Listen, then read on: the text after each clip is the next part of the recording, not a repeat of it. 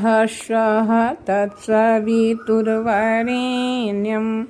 भर्गो देवस्य धीमहि धियो यो नः प्रचोदयात्। आप सभी को मेरा सादर प्रणाम। आज मैं वंदनिया माता जी की अमृतवाणी से एक लेख सुनाने जा रही हूँ। कैसी होती है सच्ची भक्ति, संकीर्णता दूर करें। रविंद्रनाथ टैगोर की एक कविता है और उसमें बताया गया है कि एक भिखारी था। उसने किसान के सामने हाथ फैलाया। किसान के पास गेहूं की एक गठरी थी और उसने उसमें से एक दाना भिखारी के हाथ में रख दिया। जब भिखारी चला गया तो उसने देखा कि उसकी गठरी में जो अनाज भर रहा था उसमें से एक दाना सोने का हो गया। तो उसने सिर पर हाथ रख करके कहा कि भगवान, मुझ में यह बुद्धि पहले क्यों नहीं आई कि मैं सारे के सारे दाने दे देता और ये सोने के हो जाते। मैं कितना संकीर्ण निकला।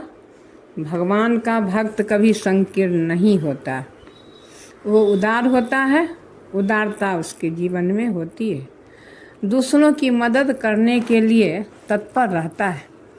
खुद घाटे में रहता है और दूसरों को रास्ता बताता है। खुद रूखी सूखी खाता है लेकिन दूसरों को खिलाने में आनंद उठाता है। आहा, खिलाने में जो आनंद आता है वह खाने में नहीं आता है। जब मेरे सामने मेरे बच्चे बैठे होते हैं तो कोई ज़रा सी भी चीज़ होती है और जब मैं उनको देती हूँ, खिलाती हूँ, तो मेरे आनंद का पारावार नहीं रहता, क्योंकि वो मेरे हैं। ना मेरापन है और न उसमें भक्ति छिपी हुई है। तो ये जो बच्चा है वो मेरा बच्चा ही नहीं, वो मेरा भगवान भी है। इस तरीके से अपने जीवन में भगवान को स्थान देना चाहिए। लेकिन भगवान को हम स्थान नहीं देते हैं, वो अपना ही स्थान रह जाता है। अपना स्थान किस तरीके से रह जाता है वह उदाहरण मैं आपको अभी सुनाती हूँ। एक बार लोग गंगा स्नान करने के लिए जा रहे थे। उस दिन सोमवती अमावस्या का स्नान था। शंकर जी और पार्वती जी उधर से गुजरे। पार्वती बोली कि महाराज, यह बताइए कि ये जो भीड़ है ये किस लिए जा रही है।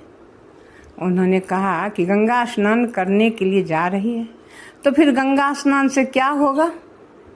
पार्वती, जो व्यक्ति गंगा स्नान करने जाता है वह स्वर्ग में जाता है, स्वर्ग में जाता है। आप मजाक मत करिए। कैसा मजाक।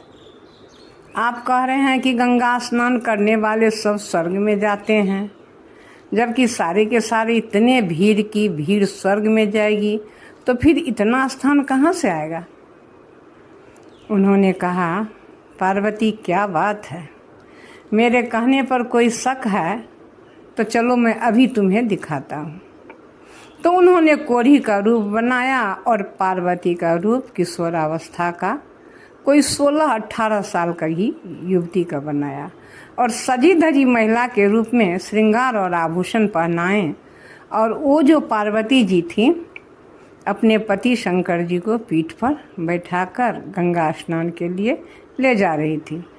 उनमें से कोई गंगा स्नान के लिए नहीं जा रहा था, केवल उनको दिखाना था कि भगवत भक्ति दिखावटी होती है अथवा उसमें कोई वास्तविकता भी होती है।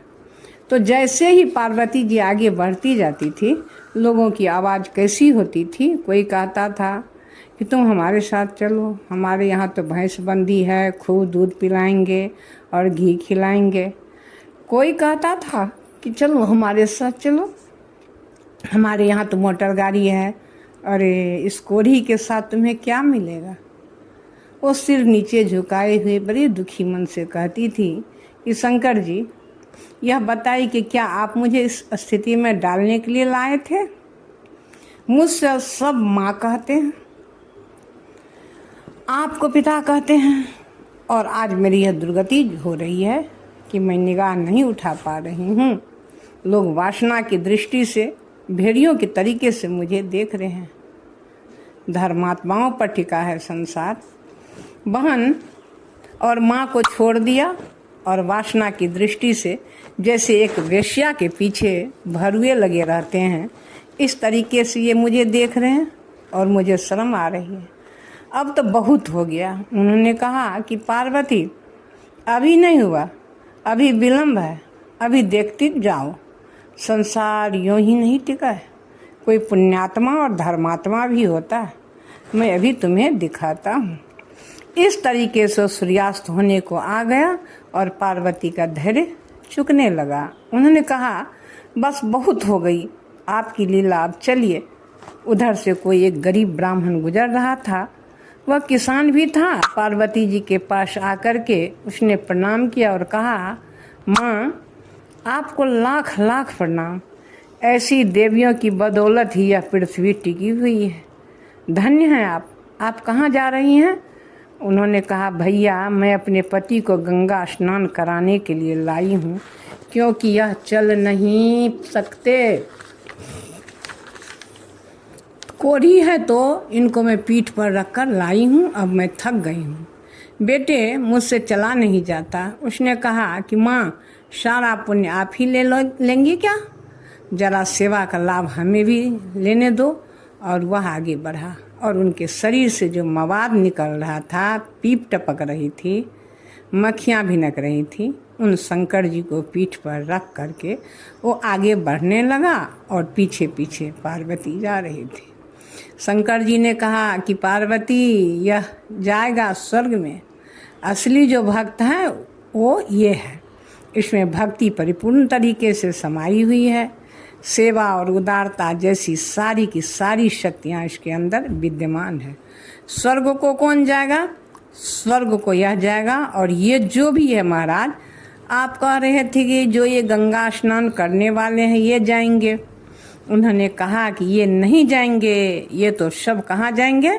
ये तो नरक में जाएंगे, क्योंकि जैसी इनकी विचारधारा है, वो जिसमें पले हैं, जिसमें रह रहे हैं, जो इनके संस्कार बन चुके हैं, वो इसी में रहेंगे। और जहाँ कहीं भी कोई स्वर्ग में भी जाएंगे तो स्वर्ग की जितनी भी ब्रह्मा विष्णु महेश की जो पत्नियाँ हैं, जैसे कीचड़ में यहाँ फंसे हैं, वहाँ भी गंदगी फैलाएंगे।